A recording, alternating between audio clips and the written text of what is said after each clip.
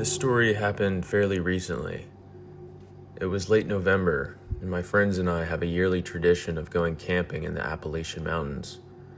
It gives us all a break from work and time to catch up with each other. We mostly just hike a few miles from one of the trailheads and find a nice spot to set up our tents.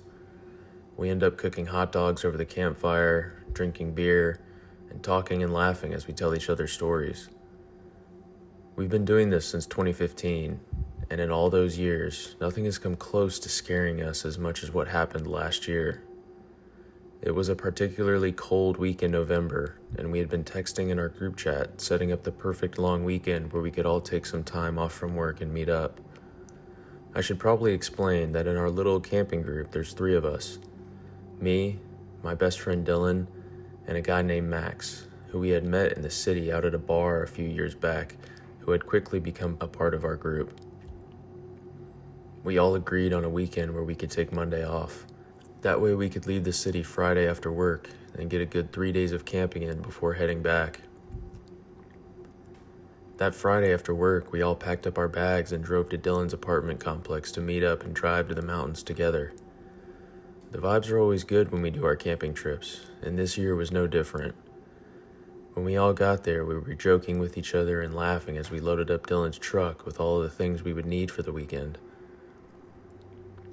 We all brought individual tents and sleeping bags.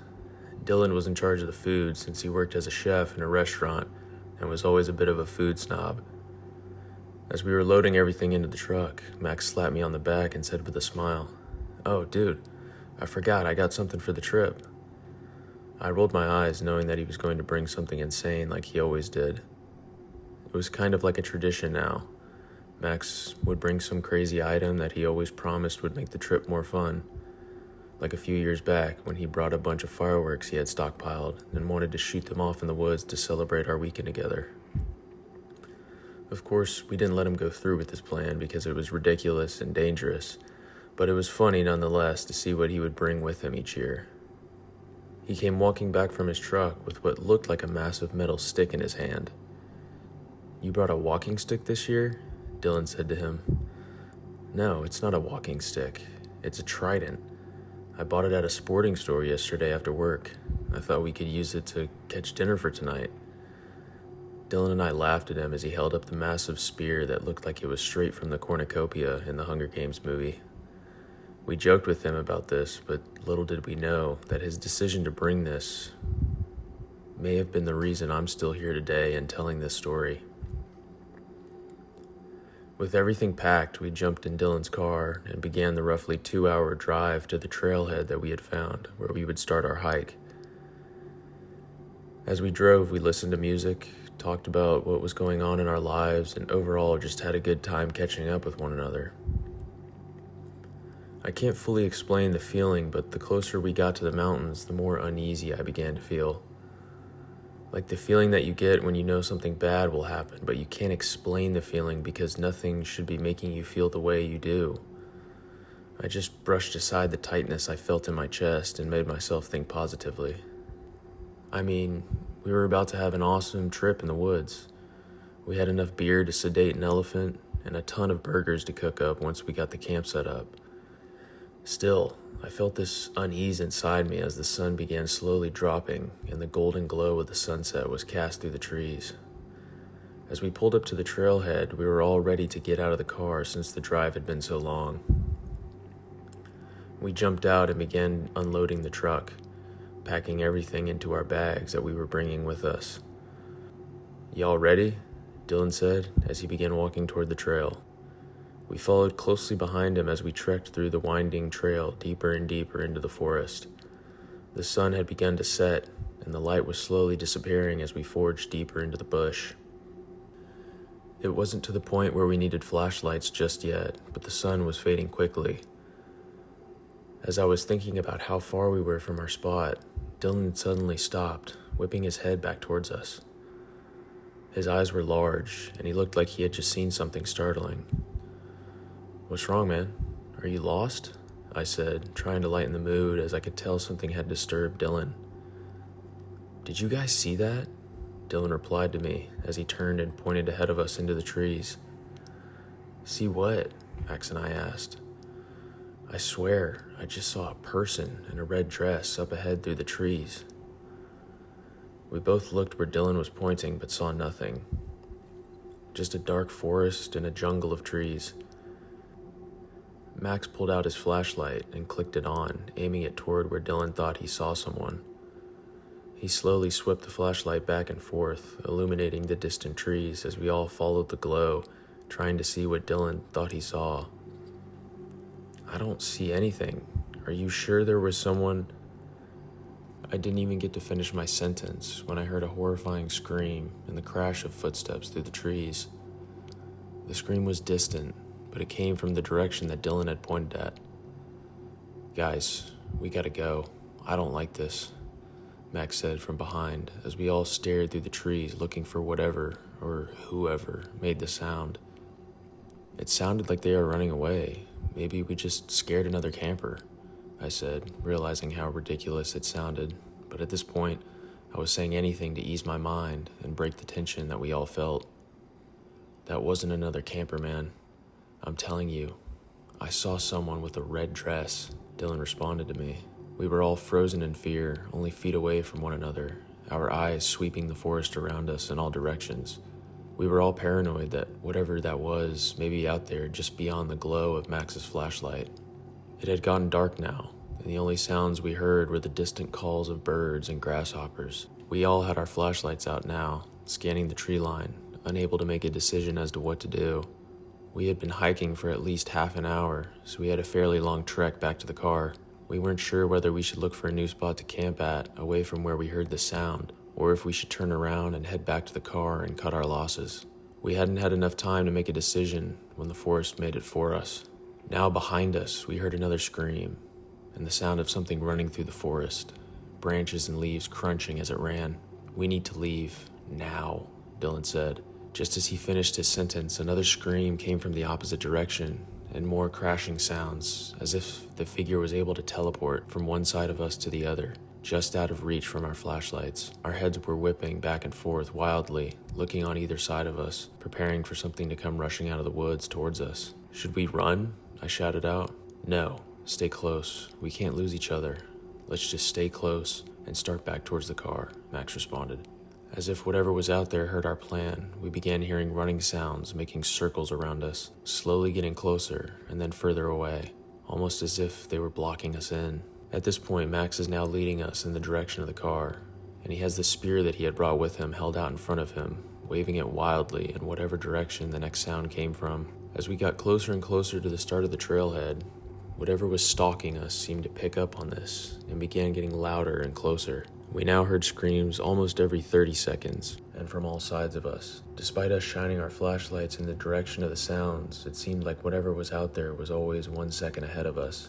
Eventually, I saw in the distance, through the glow of the flashlight, the entrance to the trail.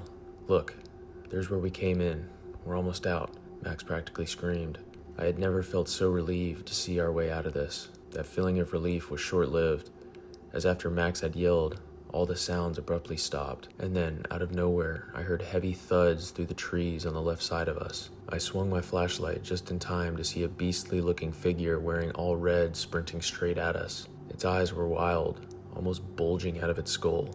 Its mouth was agape so far it looked impossible. As it sprinted towards us, maybe 10 yards away now, it let out one more blood-curdling scream. Before I had time to think, Max jumped out in front of us with his spear cocked back over his shoulder. He took one leap forward and sent it flying towards this thing as it closed in on us. The spear flew through the air and hit this thing in its right leg. It didn't stick into it but seemed to bounce off of it, startling it and causing it to stop in its tracks. It stared directly at us as we shined our lights on it. Now I could see it clearly. It was a man with long tangly hair and a greasy-looking beard. He was skinny but tall, NBA player tall. He towered over all of us.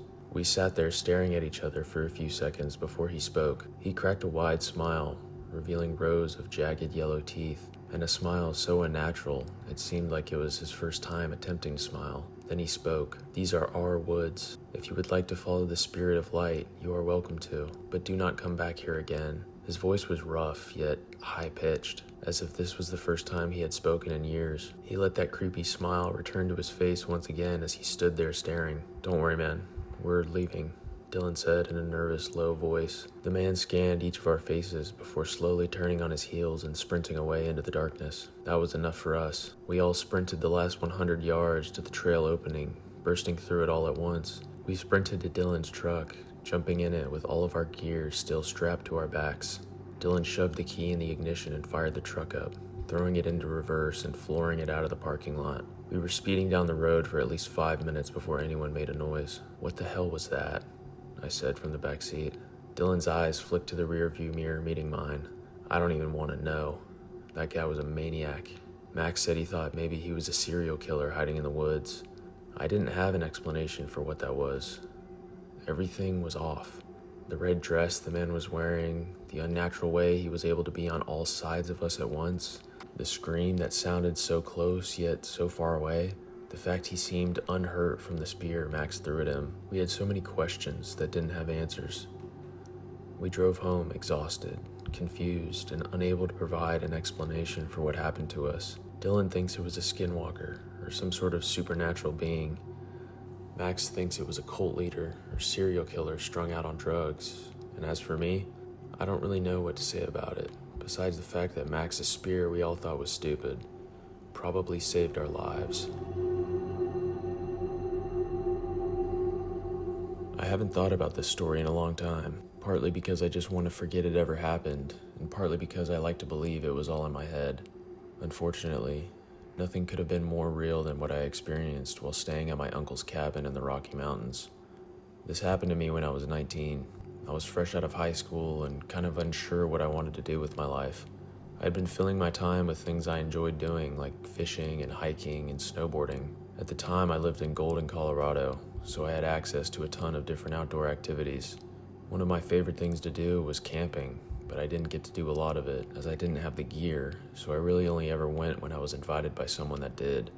During Thanksgiving dinner, I was talking to my uncle and telling him about the fact I loved to camp but didn't really get to because I lacked the gear, when he cracked a smile and told me about a log cabin that he and his grandfather had built up in the Rocky Mountains. He told me that he usually went up there to hunt and fish, but since he got a new job where he had to work weekends, he had been too busy to head up there.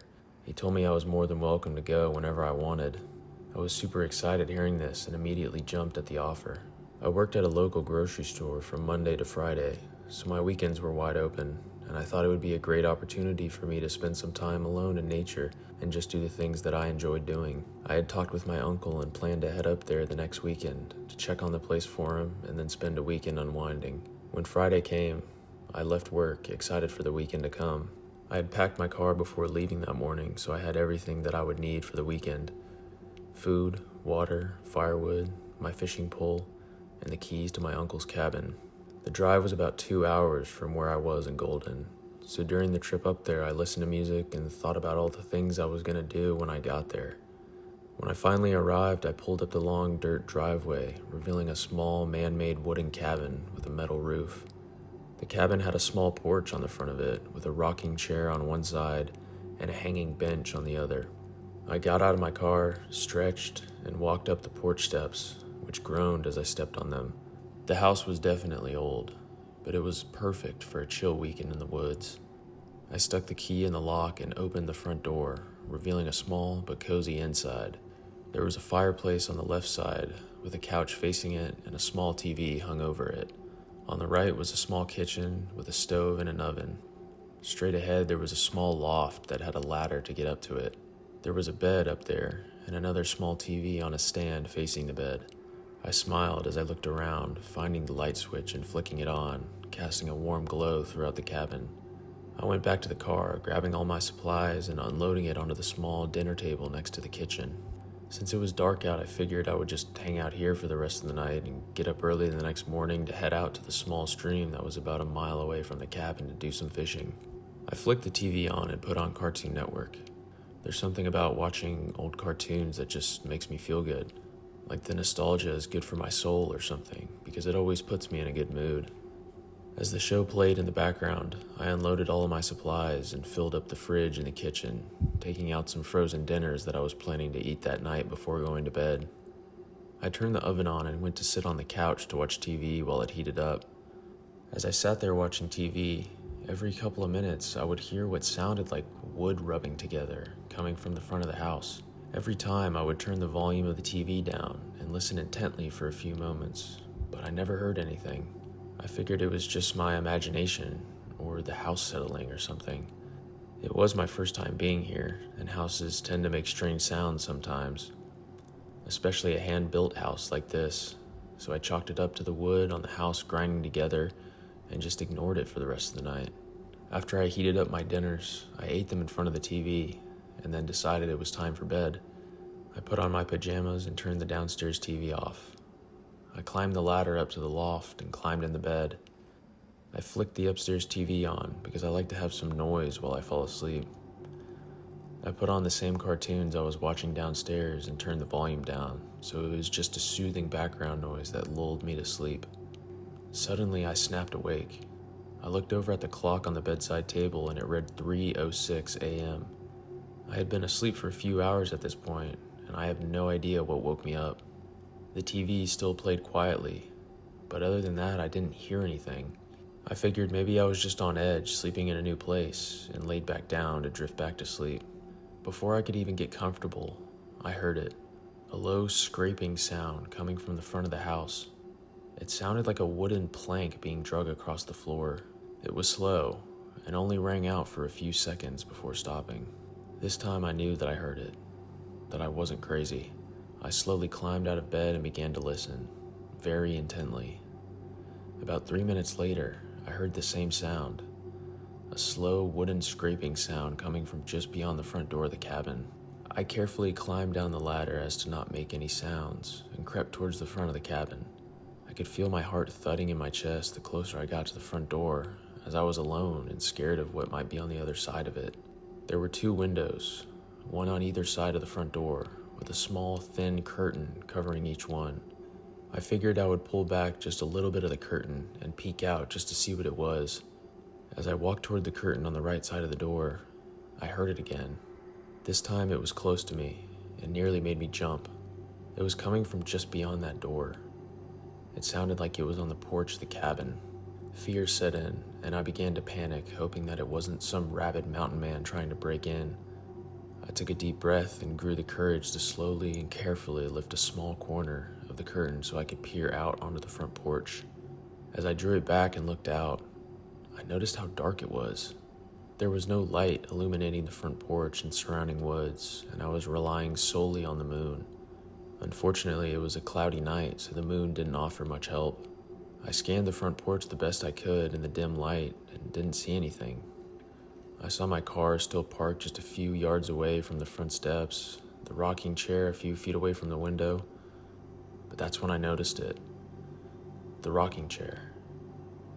It was rocking, back and forth as if someone invisible was sitting in it. Then the noise came again.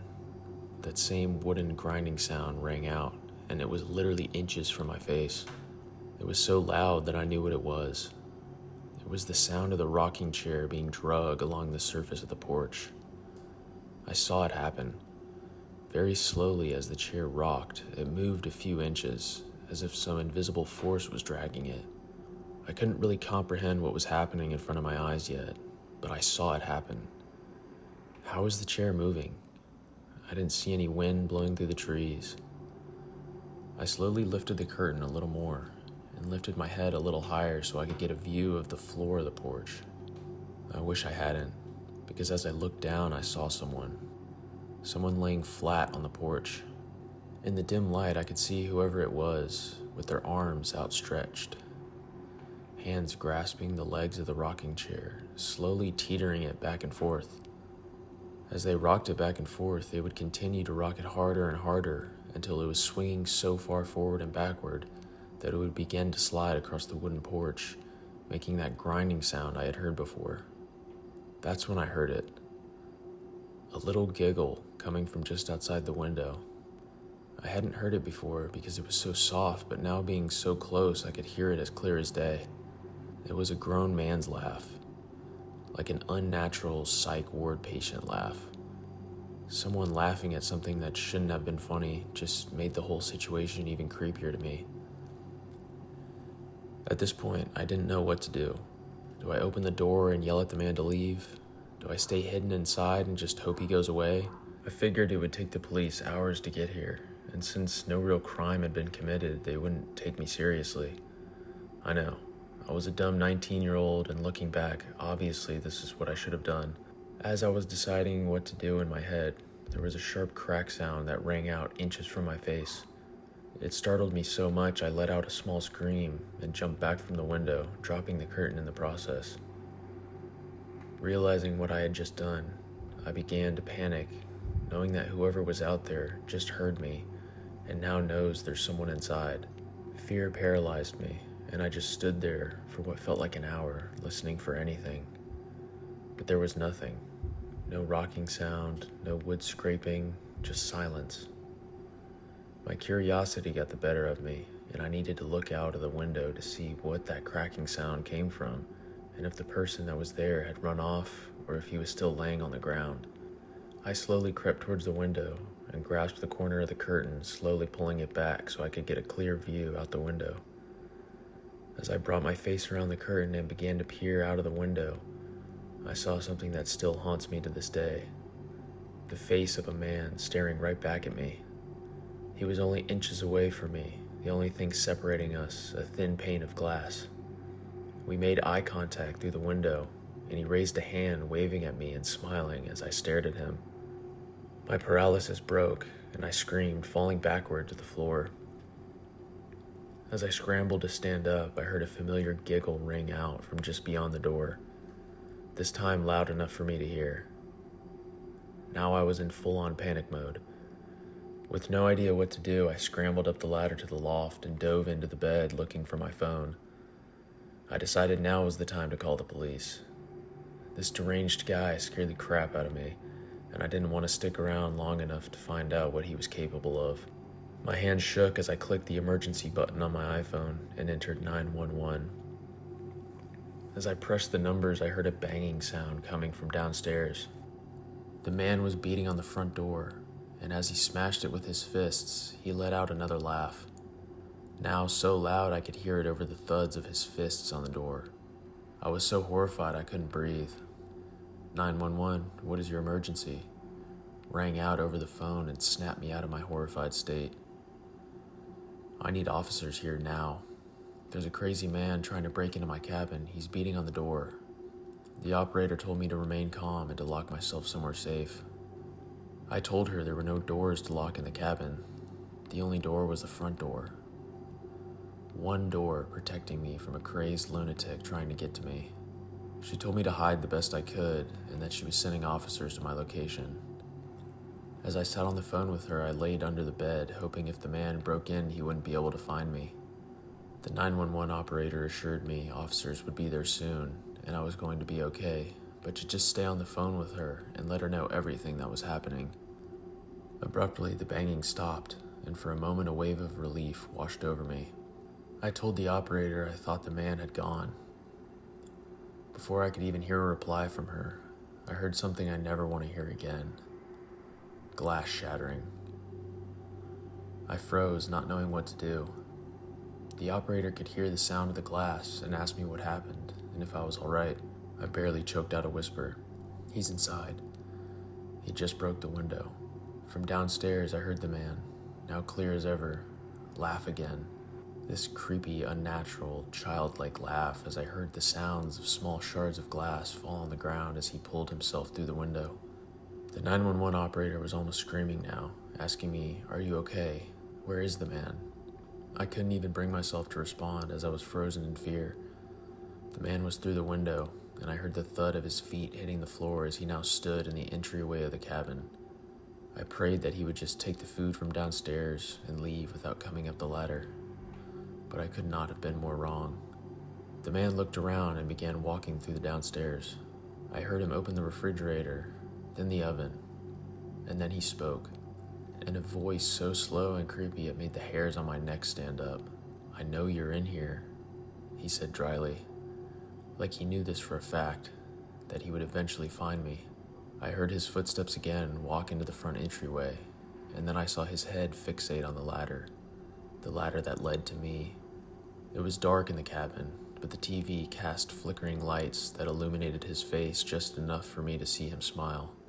The smile that now haunts my dreams and makes it hard for me to stay alone anywhere. He slowly walked towards the ladder, and then my worst nightmare happened. I heard the creak of the ladder as he grabbed a hold of it and began to pull himself up, one step at a time. For a few short seconds, I thought I would have a heart attack as he slowly ascended the ladder. Then his head popped up from over the loft floor, and we were eye level with one another. I wasn't sure if he saw me or not, but I saw his wild eyes scanning the upstairs bedroom before settling on the TV. On the phone, the operator told me the police will be there in just a few minutes. They couldn't come soon enough, I thought. The man then pulled himself up even higher and eventually stepped onto the loft floor. The air was still. I was so quiet I wasn't even breathing. I just didn't want him to know I was there. I was too scared to move, too scared to run. All I could do was lie here and wait for the police. The man walked around to the foot of the bed and sat down. I heard the springs in the mattress compress as his weight shifted onto it. He was sitting about 2 feet away from me watching the TV. My mind was racing. I had no idea what to do. Just as I thought things couldn't get worse, I heard the sound of the TV click off. Now it was silent. The room was cast into darkness, and I laid underneath the bed, not able to see anything. I then heard the mattress squeal again as he stood. I heard a few more footsteps as he walked around the bed, and then he stopped. I could barely see in the darkness, but as my eyes adjusted, I could make out his shoes, which were now inches away from where I was. Then it happened.